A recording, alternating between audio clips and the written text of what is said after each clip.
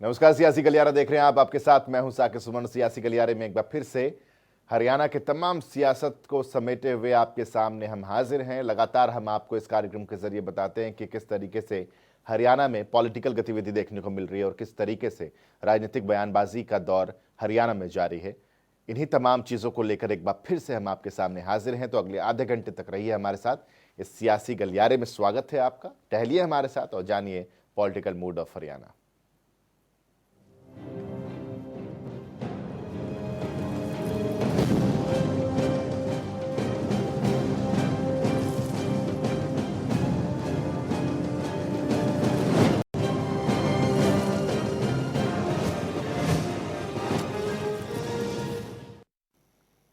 प्रधानमंत्री ने जैसे ही संसद में अपना वक्तव्य खत्म किया था, उसके कुछ ही देर के बाद किसानों ने अपना रोड मैप तैयार कर दिया था। उस रोड मैप में यह था कि 18 तारीख को वो रेल रोकेंगे, 4 घंटे के लिए वो रेल को बाधित करेंगे, रेल सेवा बाधित करेंगे।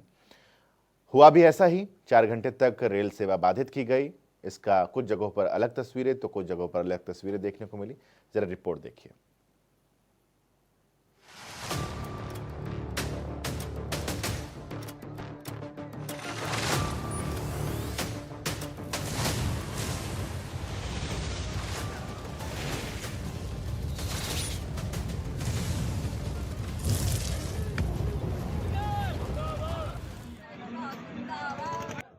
जैसे ही घड़ी में 4 बजे किसानों का पटरी से हटना शुरू हो गया, लेकिन ये किसान अपनी मांगों को लेकर रेलवे ट्रैक पर आए थे। दरअसल किसानों और सरकार के बीच जारी गतिरोध को लेकर किसानों ने ट्रेन रोको आंदोलन बुलाया था। किसान नेताओं के रेल रोको आंदोलन के आह्वान के तहत रेलवे ट्रैक पर किसान पहुंच चुके थे। 12 बजते ही किसान भारी संख्या में ट्रैक पर आ गए थे। वहीं रस्सी बांधकर रेल मार्ग को बाधित कर दिया गया था। भारी संख्या में सुरक्षा बल जगह जगह तैनात रहे। रेलवे स्टेशनों पर वीरवार सुबह से ही सुरक्षा बल तैनात हो गए थे। स्टेशन के बाहर भी भारी संख्या में जवान मौजूद थे। दिल्ली अंबाला मुख्य रेल मार्ग होने की वजह से सुरक्षा कड़ी कर दी गई थी। पानीपत, अंबाला, कुरुक्षेत्र, जींद, कैथल, यमुनानगर, करनाल में भी जवान तैनात रहे और किसान रेल की पटरी पर बैठे रहे। किसानों ने पटरी पर ही खाना खाया और 4 घंटे तक महिलाएं, बच्चे और बुजुर्ग भी इस रेल रोको कार्यक्रम का हिस्सा रहे।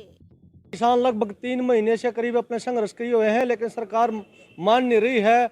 लगातार हमारी किसानों 200-250 शहीद भी हो चुके हैं, लेकिन फिर भी सरकार एक अय्यड़ रवैये पर आन खड़ी हुई है। जबकि सरकार को पता है भाई ये कति सरासर किसानों के साथ नाइंसाफी हो रही है। समय तो सरकार मान जाए, ना तो किसान इससे भी बहुत कड़े कदम उठाने जा रहा है। किसान नेताओं के बुलाने और सरकार तक अपनी बात पहुंचाने के लिए रेल रोको आंदोलन हुआ। किसान पहुंचे और एक बार फिर से उन्होंने अपनी बात सरकार और अपनी मांग सरकार तक पहुंचाने के लिए अपनी आवाज बुलंद की। हमने 12 बजे से 4 बजे तक संयुक्त किसान मोर्चे के आदेश की पालना करते हुए टिकरी बॉर्डर के सभी नौजवान और बुजुर्ग साथियों ने मिलकर के रेलवे ट्रैक को जाम किया है और हमने एक तरह से रेल का स्वागत किया है फूल मालाओं से। और जो भी यात्री बीच में रुकेंगे उनके चाय पानी का लंगर का प्रबंध हम करेंगे। और हम जो है रेल रोकना हमारा कोई काम नहीं है। लोकतांत्रिक देश के अंदर हमारे अनेकों प्रयास निष्फल रहने के बाद मजबूरी वंश हमें रेल रोकनी पड़ रही है। हमारा जो मैसेज है, जो संयुक्त किसान मोर्चा वहाँ से सिंगू बॉर्डर से जो आया हुआ है, उसको हम फॉलो कर रहे हैं। वो हमें जो भी आदेश देंगे हम उसको ब्लाइंडली फॉलो करेंगे। जो बेसिकली है अडानी और अंबानी जो टारगेट हैं, ये दो, जैसे संसद के अंदर कहा गया था हम दो हमारे दो, तो मेन तो यही लोग हैं। जो कारण तो यही है जो जिसकी वजह से ये पूरा देश नीलाम हो रहा है, पूरी सोसाइटी नीलाम हो रही है। ये किसानों को दिल्ली की सीमाओं पर महीनों गुजर गए हैं। पहले सड़कों पर लोगों को परेशानी हुई, अब ट्रेन से सफर करने वालों को भी एक दिन की परेशानी उठानी पड़ी। किसानों को भी सोचना चाहिए कि उनकी लड़ाई सरकार से है, आम इंसान से नहीं। ब्यूरो रिपोर्ट, जनता टीवी। किसानों के इस आंदोलन पर पूर्व मुख्यमंत्री भूपेंद्र सिंह हुड्डा का रिएक्शन आया है, सुनिए। देखिए, इसका नेतृत्व स्वयं किसान कर रहे हैं, कोई राजनीतिक दल नहीं कर रहा। जहाँ तक हमारा सवाल, हमारी पार्टी का सवाल है, उनकी मांगों का समर्थन किया है क्योंकि उनकी मांग जायज़ है। बहुत लंबा आंदोलन हो गया, सरकार को चाहिए कि इनसे वार्तालाप करके इसका समाधान निकले, उनकी बात माने, ताकि किसान जो इतने दिन से बैठा है अपने घर जाए।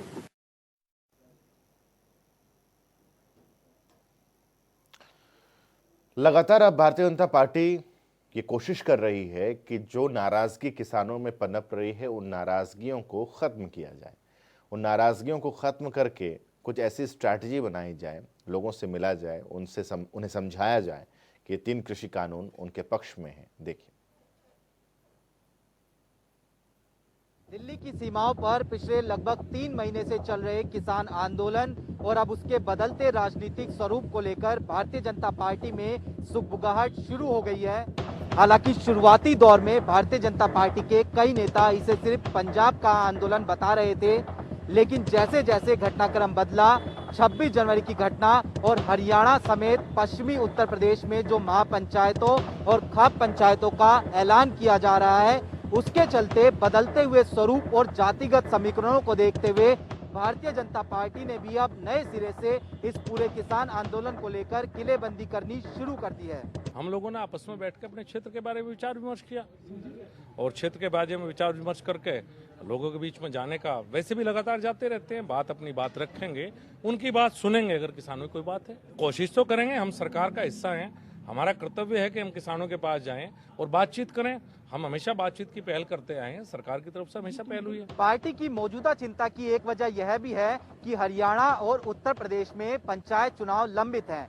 हरियाणा में तो पंचायत चुनाव फरवरी में ही होने थे, लेकिन उत्तर प्रदेश में पंचायत चुनाव अप्रैल में लंबित हैं। पंजाब में निकाय चुनाव के जिस तरीके के नतीजे निकलकर सामने आए, उससे पार्टी की चिंताएं और ज्यादा बढ़ गई हैं। हरियाणा में जिस तरीके से मुख्यमंत्री समेत बीजेपी के कई नेताओं के किसान कार्यक्रमों का जिस तरीके से विरोध देखने को मिला, इसको लेकर भी पार्टी के अंदर खाने काफी सुगबुगाहट देखने को मिल रही थी। ऐसे में इस किसान आंदोलन का किस तरीके का असर जाट बाहुल्य क्षेत्रों पर पड़ेगा, इसको लेकर पार्टी लगातार मंथन करती हुई नजर भी आ रही है, क्योंकि 2019 विधानसभा चुनाव की बात करें तो जाट बाहुल्य क्षेत्रों में पार्टी का प्रदर्शन कुछ ज्यादा अच्छा नहीं देखने को मिला था। एक तरफ किसान आंदोलन चल रहा है तो दूसरी तरफ भारतीय जनता पार्टी अब रणनीति बना रही है कि अपने जो तमाम बड़े नेता हैं उनको गांव में भेजा जाएगा और किसान कानूनों के जो फायदे हैं वो बताने की कोशिश जो है किसानों को की जाएगी। ऐसे में हम गाजीपुर बॉर्डर आए हुए हैं और कुछ लोगों से बात करने की कोशिश करते हैं कि वो किस तरीके से इस पूरे जो रणनीति बनाई जा रही है उसको देख रहे हैं। बाबूजी, सबसे पहले आपसे जानते हैं कि बीजेपी जो है रणनीति बना रही है। संजीव बालियान जो है उनके घर पे बैठक हुई थी, तमाम जो नेता थे, कई जो जाट नेता थे उस बैठक में वो भी शामिल हुए थे। ये अब रणनीति बनाई जा रही है कि गांव-गांव जाएंगे और जो किसान कानूनों के फायदे हैं वो समझाए जाएंगे। आप पहले किस तरीके से देख रहे हैं इसको? देखो जी, ऐसा है, हम इस तरीके से देख रहे हैं उनकी रणनीति जो है, क्या रणनीति क्या, उनका तो एक तरह से दूसरों को गुमराह करने का मामला है। इसमें कोई भी अब की बार गुमराह होने वाला नहीं है। उनका इस तरह से बहिष्कार है कि शायद उन्हें गाँव में भी ना घुसने दिया जाए। उनकी रणनीति के बारे में उनका कोई सलाह वलाह या किसी तरह से भी उनका सुनने के लिए कोई तैयार नहीं है।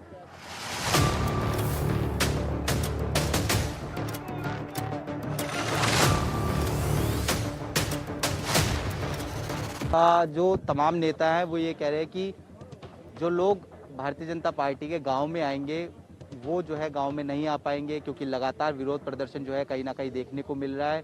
सरकार का विरोध जो है ये लोग करते हुए नजर आ रहे हैं। 3 कृषि कानून जो है वो पूरी तरीके से रद्द कर देने चाहिए, तब तक ये आंदोलन इसी तरीके से चलता रहेगा। कैमरामैन आसिफ के साथ स्पर्श शर्मा, जनता टीवी, गाजीपुर बॉर्डर। एक तरफ भारतीय जनता पार्टी की स्ट्रैटेजी है कि किस तरीके से लोगों तक पहुंचा जाए, किसानों की नाराजगी को दूर किया जाए, वहीं इस स्ट्रैटेजी पर पलटवार है। उनकी पार्टी की रणनीति है, लेकिन इसमें कोई दो राय नहीं, ये जो कानून है किसान के हित के नहीं है। वो तो उनकी पार्टी की रणनीति है, लेकिन इसमें कोई दो राय नहीं, ये जो कानून है किसान के हित के नहीं है। वो तो उनकी पार्टी की रणनीति है, लेकिन इसमें कोई दो राय नहीं, ये जो कानून है किसान के हित के नहीं है।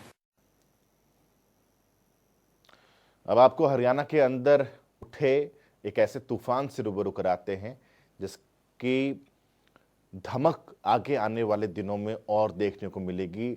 जिसकी चौहद्दी आगे आने वाले दिनों में और ज़्यादा बड़ी होती चली जाएगी। जी हाँ, हम बात कर रहे हैं एसआईटी की, जिसको 2 मसलों पर गठित किया गया था। एक तथाकथित शराब घोटाला और दूसरा जहरीली शराब से हुए 50 से ज़्यादा लोगों की मौत। इस पूरे मामले को लेकर के अभय चौटाला ने एक प्रेस कॉन्फ्रेंस की। क्या कुछ कहना था उनका, सुनिए।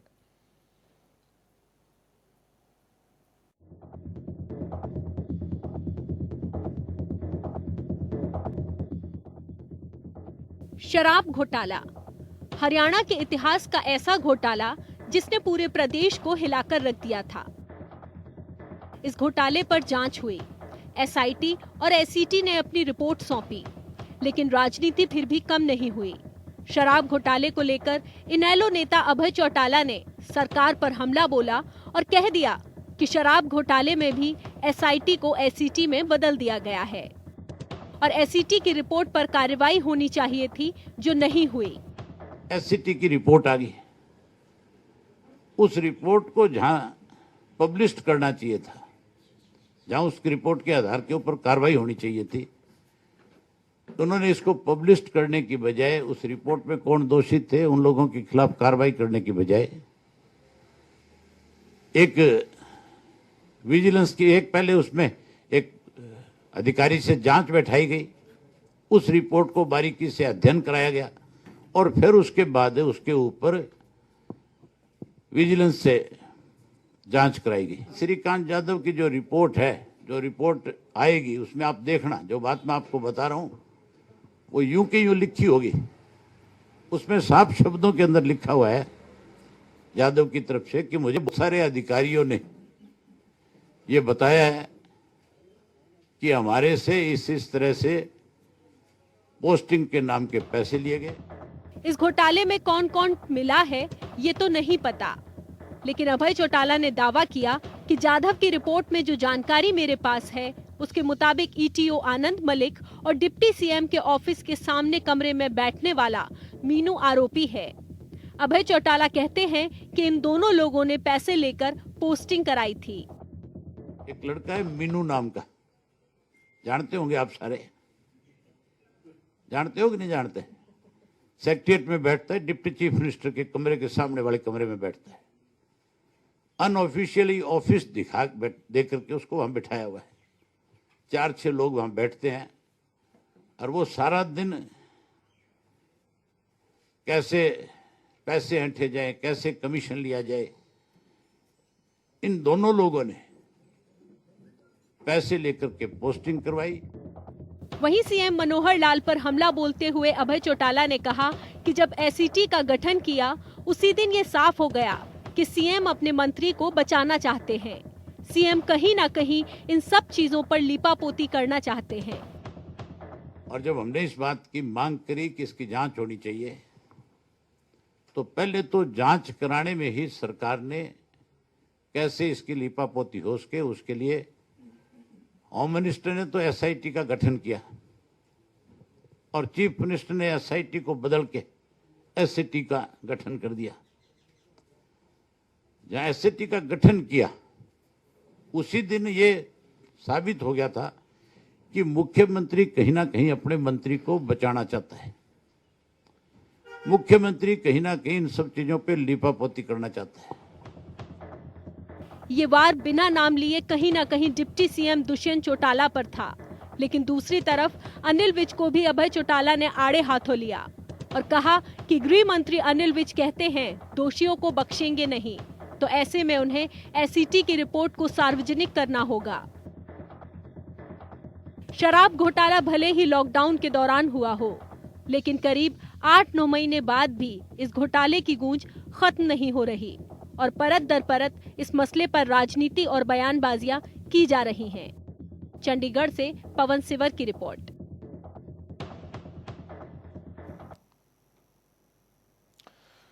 लगातार एसआईटी के मसले पर बयानबाजी हो रही है, लेकिन दूसरी तरफ पंचकुला में जो लैंड डील का मामला सामने आया है उसको लेकर के भी भूपेंद्र सिंह हुड्डा की मुश्किलें बढ़ती नजर आ रही हैं। अगली तारीख इस पूरे मामले के सामने आ चुकी है। जरा देखिए कि किस तरीके से ये चार्जशीट है, किन किन चीजों का जिक्र है।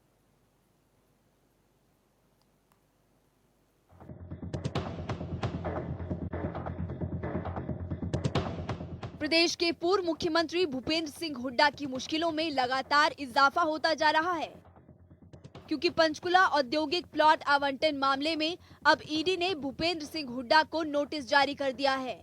पंचकुला सेक्टर 1 स्थित विशेष ईडी के मामलों को देख रही कोर्ट ने ये नोटिस जारी किया।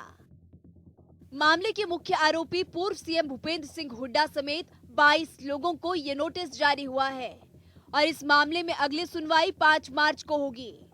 अभी हाल ही में ईडी ने पूर्व मुख्यमंत्री भूपेंद्र सिंह हुड्डा और 21 अन्य लोगों के खिलाफ पंचकुला इंडस्ट्रियल प्लॉट आवंटन मामले में चार्जशीट दायर की थी। वहीं समन को लेकर भूपेंद्र सिंह हुड्डा कहते हैं कि मैं ऐसे परिवार में पैदा हुआ हूं जो अंग्रेजों से नहीं डरा। मुझे न्यायपालिका पर पूरा भरोसा है। दूध का दूध, पानी का पानी हो जाएगा।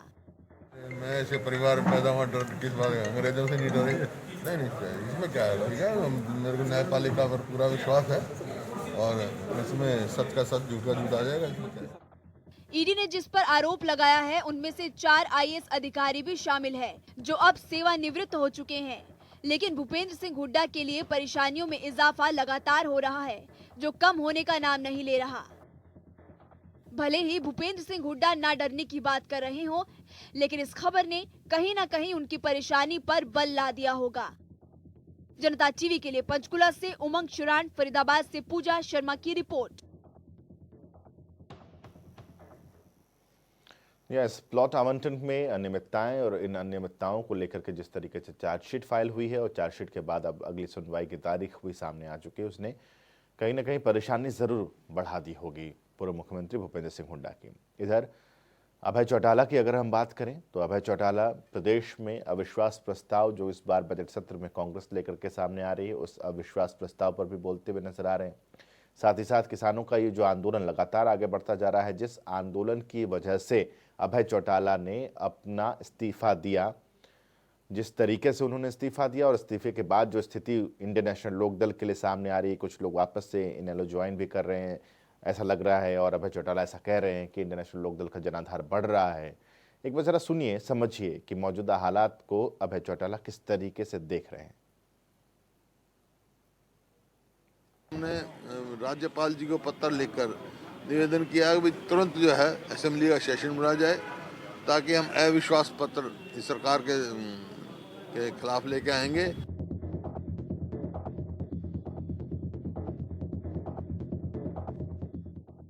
भूपेंद्र सिंह हुड्डा का ये सपना पहले ही खतरे में लग रहा था। उनका ये दावा पहले ही फीका होता दिखाई दे रहा था, लेकिन अब अभय चौटाला ने भी हुड्डा के इस सपने को चकनाचूर कर उन्हीं से सवाल कर लिया है।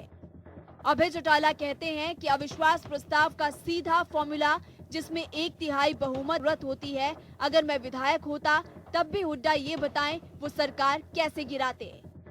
ये सीधा सा फार्मूला है कि जिस सरकार के खिलाफ 1/3 एमएलए अविश्वास व्यक्त कर दे। आज सरकार तो है नहीं, आज तो लुटेरों का गिरोह है। आज जिस किस्म के देश में हालात हैं, जिस तरह से आज हमारे प्रदेश की हालत है, उसमें कांग्रेस पार्टी जो मेरे ऊपर ये लाछन लगा रही थी, जो ये कह रही थी कि अभय सिंह ने तो बीजेपी को बचाने के लिए अपना इस्तीफा दिया है, अब वो नई चीज चला रहे हैं कि हम तो 30 की संख्या में हैं, अगर इस्तीफा दे देंगे तो सरकार कैसे गिर जाएगी। तो अभय सिंह अगर एमएलए रह जाता तो फिर भूपेंद्र सिंह हुड्डा सरकार कैसे गिरा लेता, ये तो बता दे। हुड्डा पर सवाल कसने के बाद उन्होंने कांग्रेस नेताओं को आड़े हाथों लिया और कहा कि राज्यसभा चुनाव में भी हुड्डा ने वोट खाली छोड़ा और स्याही चेंज करवाकर अपने साथियों के वोट कैंसिल करवाए थे। भूपेंद्र सिंह हुड्डा ने सुभाष चंद्रा को एमपी बनाने में बीजेपी के एजेंट के रूप की भूमिका निभाई और उस वक्त में अपना बैलेट पेपर जो है, बैलेट किसी का कैंसिल हो सकता है, लेकिन कोई भी चीफ मिनिस्टर रहे हुआ व्यक्ति अपना बैलेट पेपर खाली नहीं छोड़ सकता। उसने अपने बैलेट पेपर पे ऊपर कहीं कोई निशान नहीं लगाया था, उसका बैलेट खाली था और ये बात हुड्डा ने बहुत जगह स्वीकार करी। उसके इलायदा उसने अपने 12-14 साथियों से पेनशाही बदला करके और अपना वोट कैंसिल कराया। साथ ही अभय चौटाला ने ये भी कहा कि विधानसभा के पिछले सत्र में कांग्रेस ने अपनी भूमिका को नहीं निभाया। सरकार के किसान बिलों के समर्थन में लाए प्रस्ताव पर कांग्रेस वोटिंग कराने को लेकर अड़ी रही। इस सेशन में भी भूपेंद्र सिंह हुड्डा कोई चर्चा नहीं करेंगे। बिलों पर कांग्रेस के विधायक हंगामा करके बाहर आ जाएंगे। विधानसभा का जब सेशन चल रहा था, उस सेशन के दौरान किसान आंदोलन चल रहा था और एन पीक के ऊपर था। विपक्ष की ये जिम्मेवारी बनती थी कि उस आंदोलन में अगर वो किसान के साथ हैं तो फिर वो या तो काम रोको प्रस्ताव देते हैं या सरकार के खिलाफ अविश्वास प्रस्ताव लाते हैं या 0 ओवर के अंदर इसको महत्वपूर्ण विषय मान करके इस पर चर्चा कराते हैं। सरकार की तरफ से विपक्ष की तरफ से किसी ने इस मुद्दे को नहीं उठाया। 3 मार्च को एलनाबाद में किसान महापंचायत होगी और इसको लेकर अभय सिंह चौटाला ने दावा किया, वहां तिल फेंकने की जगह नहीं मिलेगी। उस दिन मेरे इस्तीफे के मायने पता चल जाएंगे। आप देख लेना मेरे इस्तीफे का क्या असर है। और ये जो मेरे पे नुक्ताचीनी करते हैं, किसी एक आधी जगह जाके खड़े होकर तो दिखाए ना जाके कि हम किसान के समर्थक हैं। फिर देखो इनके साथ लोग क्या करते हैं। पंचायती चुनाव पर देरी को लेकर उन्होंने कहा, जानबूझकर पंचायती चुनाव में सरकार देरी कर रही है। इन लोगों को उम्मीदवार तक भी नहीं मिलेंगे पंचायती चुनाव में लड़ने के लिए और इन लोगों को 5% वोट भी नहीं मिलेंगे। पंचायत के चुनाव सरकार को कराने चाहिए, इसलिए नहीं करा रही है कि पंचायत के चुनाव कराएंगे तो फिर सरकार को कहीं 2% 4% वोट मिलेगा और फिर इनको अपने आप सत्ता छोड़नी पड़ेगी। लोगों में इनको पता है कि आप 100% अनपॉपुलर हो, तुम्हें कोई वोट देगा ही नहीं। इनके कोई टिकट लेने वाले नहीं होंगे, कोई कैंडिडेट खड़ा होने वाला नहीं होगा, इसलिए जानबूझ करके इसको लटका रहे हैं। अविश्वास प्रस्ताव की राह भूपेंद्र सिंह हुड्डा के लिए बेहद कांटों भरी रही है, क्योंकि कांग्रेस के साथ साथ हुड्डा को विपक्ष का भी साथ चाहिए, जो मिलता नहीं दिख रहा। वहीं अभय चौटाला के जवाब से साफ है, ये राह इतनी भी आसान नहीं जितना हुड्डा सोच रहे हैं। जनता टीवी के लिए चंडीगढ़ से पवन सिवर की रिपोर्ट। जी हाँ, तो आने वाला बजट सत्र कई मायनों में काफ़ी हंगामेदार रहने वाला है, क्योंकि कई मसले ऐसे हैं जो सत्ता पक्ष के लिए भारी साबित हो सकते हैं और दूसरा अविश्वास प्रस्ताव भी है। हालांकि इस अविश्वास प्रस्ताव को लेकर के सत्ता पक्ष को किसी तरह की न चिंता है न डर, क्योंकि जो आंकड़े हैं वो उनके पक्ष में पूरी तरीके से नजर आ रहे हैं। हालांकि अविश्वास प्रस्ताव सरकार लेकर विपक्ष लेकर आता है या नहीं, ये भी अपने आप में एक अहम सवाल है, लेकिन तैयारियां दोनों ही पक्षों की पूरी होगी। इसी के साथ सियासी गलियारे में आज के लिए बस इतना ही। छोटे से ब्रेक ले रुक रहे, ब्रेक के बाद भी खबरों का सिलसिला लगातार जारी रहेगा।